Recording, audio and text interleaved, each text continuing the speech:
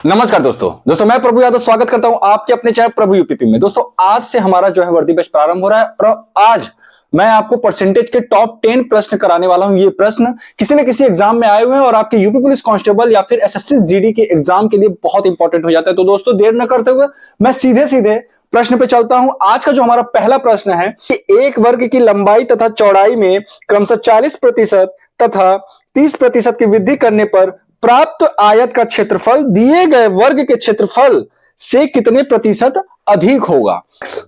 Plus Y plus X Y upon 100 और bracket के बाहर क्या हो जाएगा, परसेंटेज। ठीक है, अब क्या कह रहा है कि 40% की वृद्धि कर रहा है, 40% की वृद्धि कर रहा है। फिर क्या कह रहा है, 30% की वृद्धि कर रहा है तो प्लस 30% हो जाएगा। ठीक है, एक बार 40 की वृद्धि कर रहा है तो प्लस 40। अगर यहां पे कमी बोलता तो हम क्या करते, 30 माइनस 30 लिखते हैं यहां पे। ठीक है, अब देखिए आगे क्या कर रहा है कि एक्स वाई ये 40 हमारा एक्स हो गया और ये 30 हमारा वाई हो गया। इनका गुणा करेंगे 4 तिहाई 1200 बटा 100।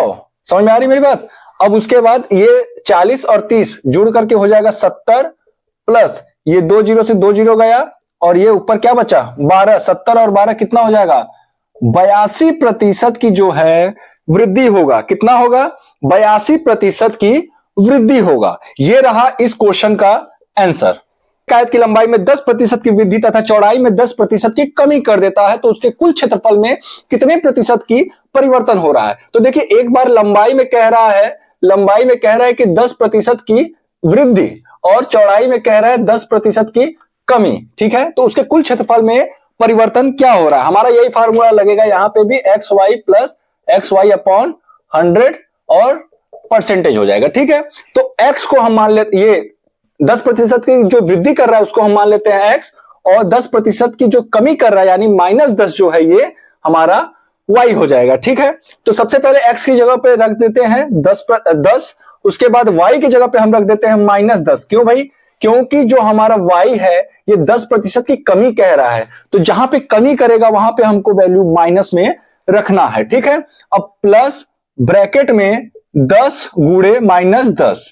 क्यों -10, क्योंकि ये y की वैल्यू है, y की वैल्यू क्या कह रहा है, कमी कर रहा है। ठीक, बटा 100 और पूरे के बाहर परसेंटेज। ठीक, अब देखिए ये 10 है, 10 से 10 कैंसिल हो जाएगा और ये प्लस है, लेकिन ये 10 का गुणा इस 10 में होगा तो क्या आ जाएगा, -100। क्या आएगा, -100 बटा 100 और ये जो प्लस है ये माइनस इसको माइनस कर देगा। 100 से 100 गया कितनी बार में, एक बार में, तो -1% की क्या होगा, कमी।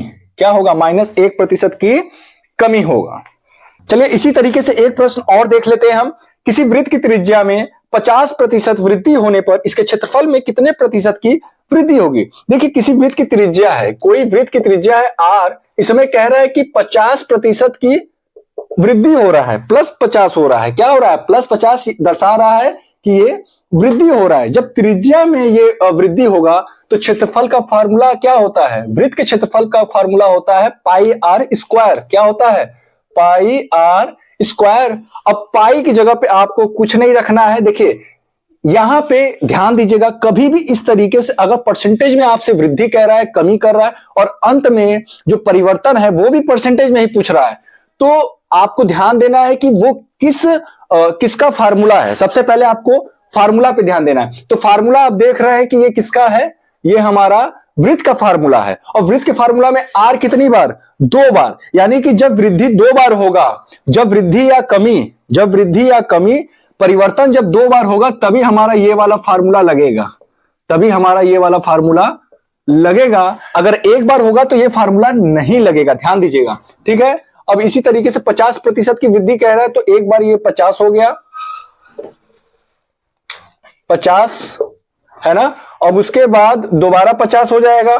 ठीक, अब 50 और 50 का जब हम गुणा करेंगे और बटा 100 और पूरे के बाहर ये परसेंटेज होता है।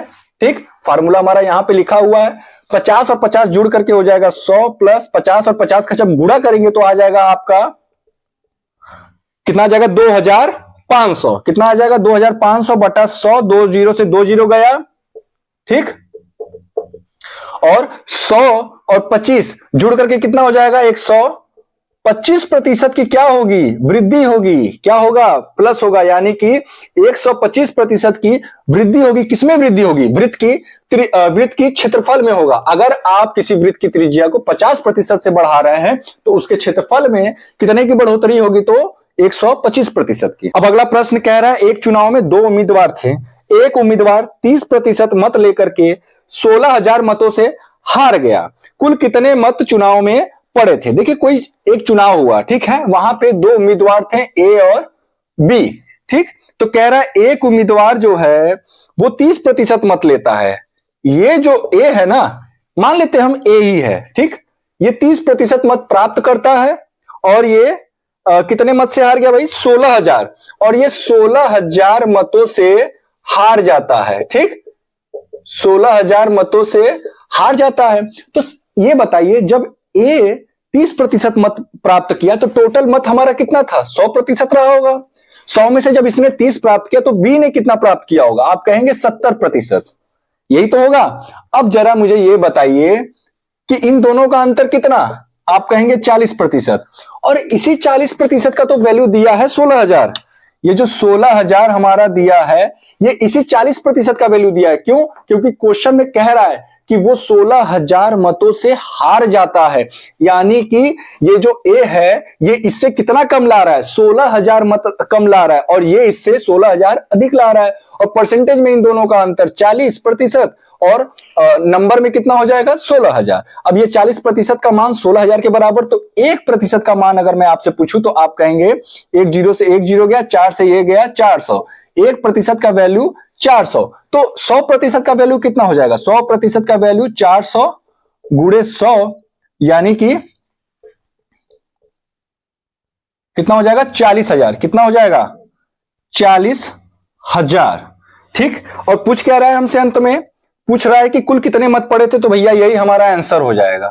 ठीक है, क्योंकि कुल मत हमारा 40,000 निकल चुका है। अगला प्रश्न देखते हैं कि एक चुनाव में 2 उम्मीदवार थे। इस समय कुल 7500 मत पड़े। इन मतों में से 20% मतों को अवैध घोषित कर दिया गया। यदि एक उम्मीदवार को वैध मतों के 55% मत मिले हो तो दूसरे उम्मीदवार को कितने वैध मत मिले? ध्यान दीजिएगा, एक चुनाव था, मान लिया उसमें 100% जो है मत पड़ता है और इस 100% में से 20% मत अवैध हो जाता है। तो यहां पे हम लिख लेते हैं एक साइड अवैध, एक साइड लिख लेते हैं वैध। जब 20% मत जो है अवैध हो जाता है तो वैध मत कितना होगा? 80% होगा ना। अब जरा ये बताइए मुझे, क्या कह रहा है?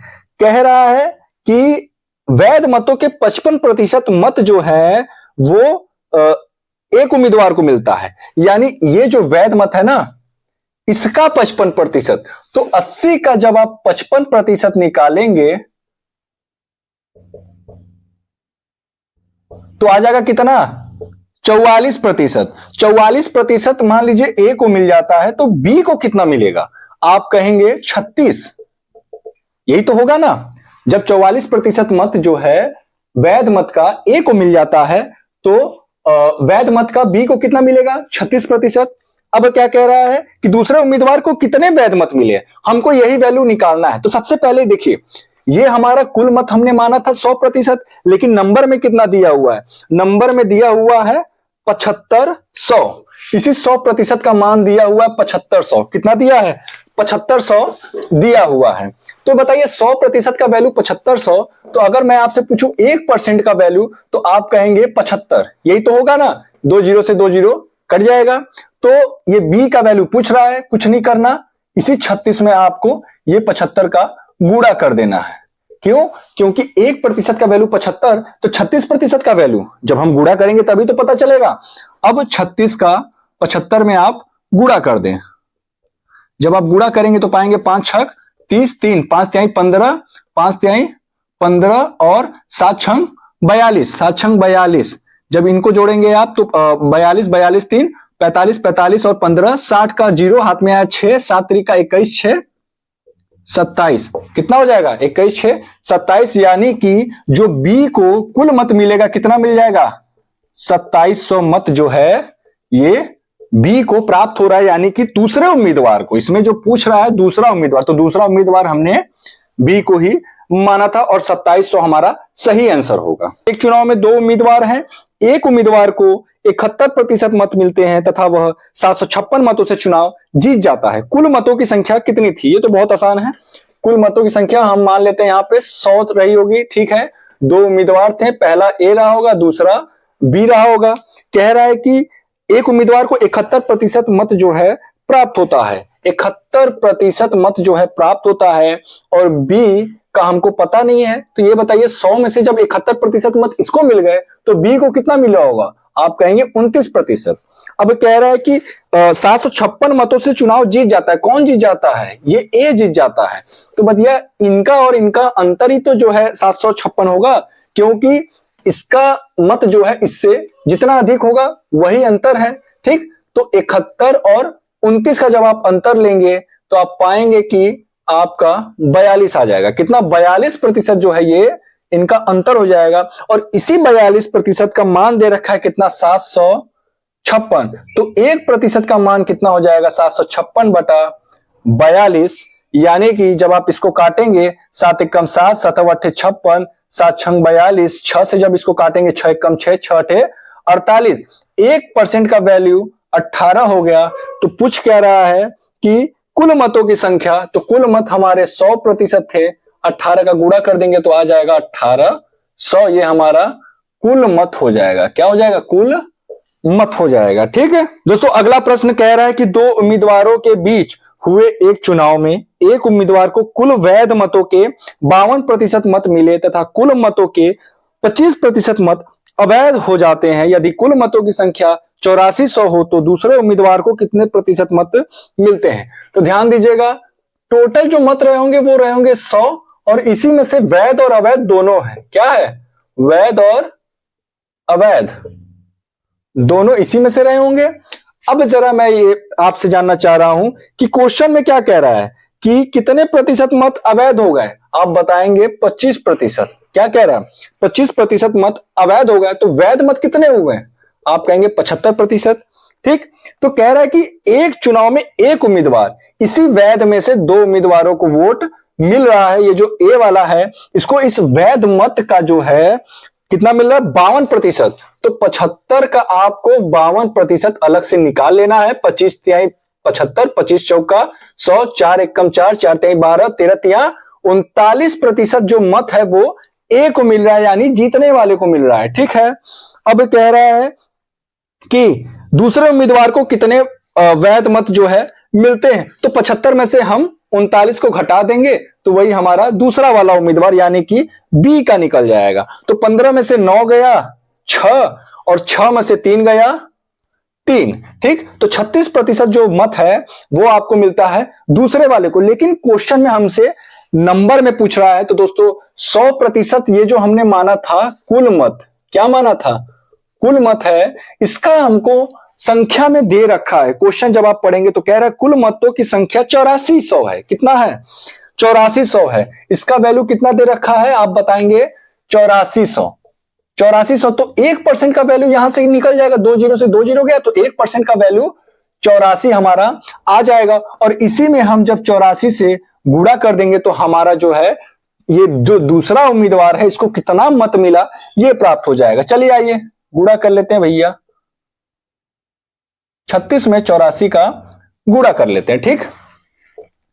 4 छंग 24 का 4 हाथ में आया 2, 4 तिहाई 12, 8 छंग 48, सभी को जोड़ेंगे तो 48 और 12 60 2 62, 62 का 2 हाथ में आया 6, 8 3 का 24 और 6 30, कितना हो गया?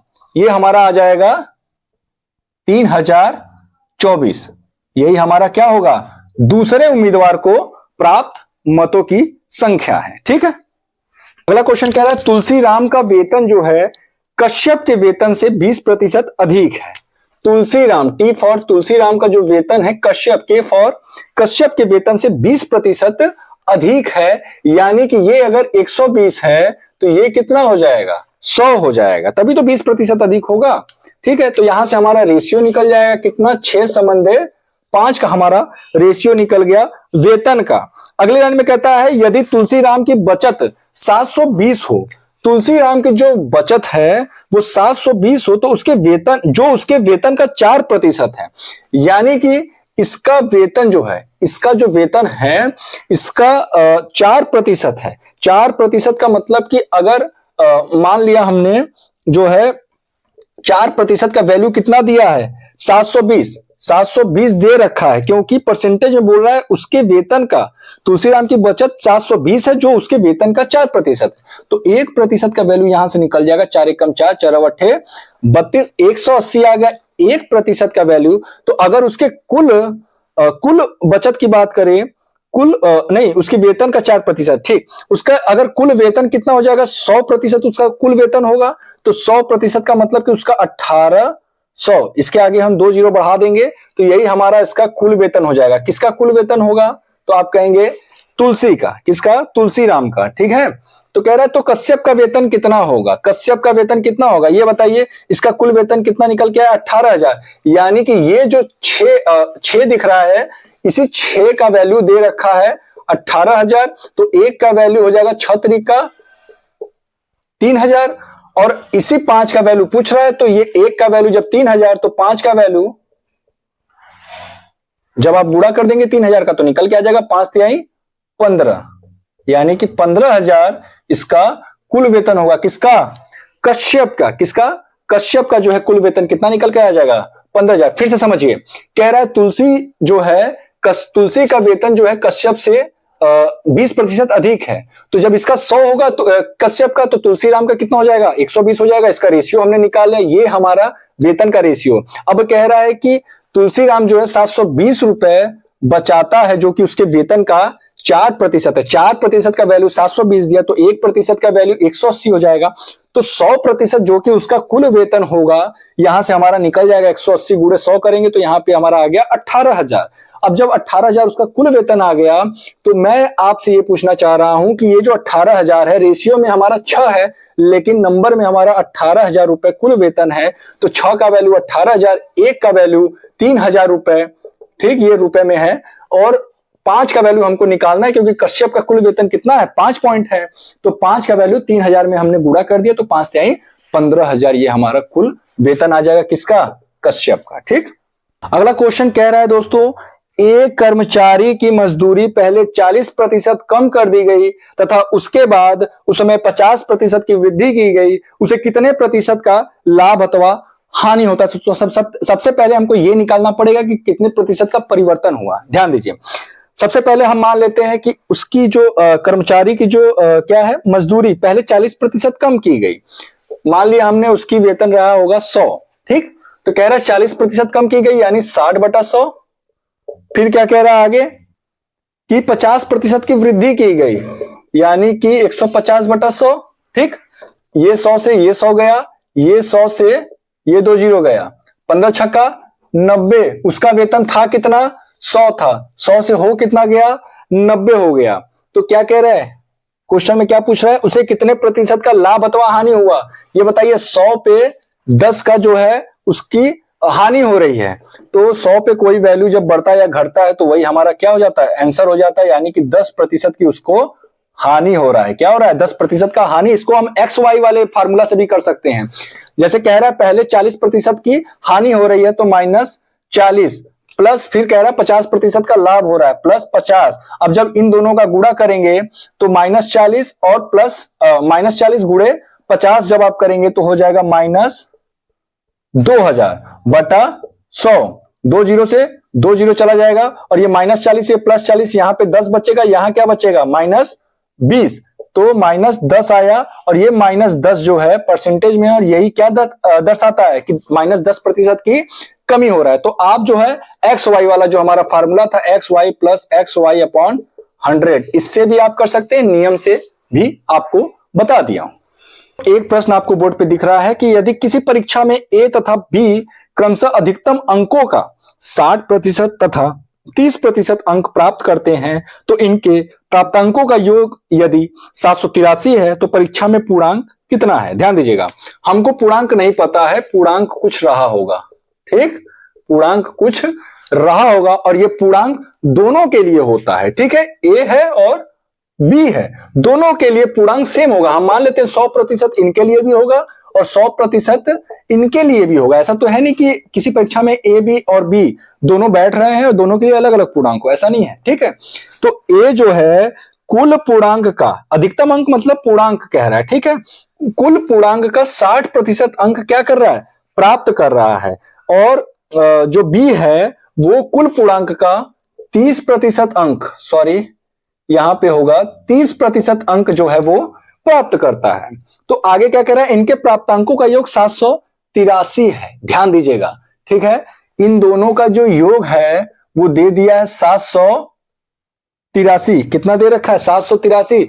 जब आप इनको जोड़ेंगे तो आपको आ जाएगा 90% का वैल्यू। 90% का वैल्यू जो है दिया हुआ है 783। तो अगर मैं आपसे 1% का वैल्यू पूछूं तो 783/90, या फिर आप कह सकते हैं कि 98 72 9 सते 63 और यहां पे 10 हो जाएगा, यानी 8.7 जो है ये हमारा 1% का वैल्यू हो गया। तो पूछ क्या रहा है? परीक्षा में पूर्णांक कितने थे? परीक्षा में पूर्णांक कितने थे ये निकालने के लिए हमको क्या करना पड़ेगा कि जो हमारा ये 100 है इसमें हम गुणा कर दें। क्या कर दें? 100 में अगर हम गुणा कर दें तो हमारा जो है आंसर आ जाएगा। ठीक है, किसी भी पूर्णांक में देखिए दोनों के लिए पूर्णांक सेम है, 100% ही दोनों का पूर्णांक है। ठीक है, तो देखिए 8.7 का गुणा कर देते हैं हम 100 में।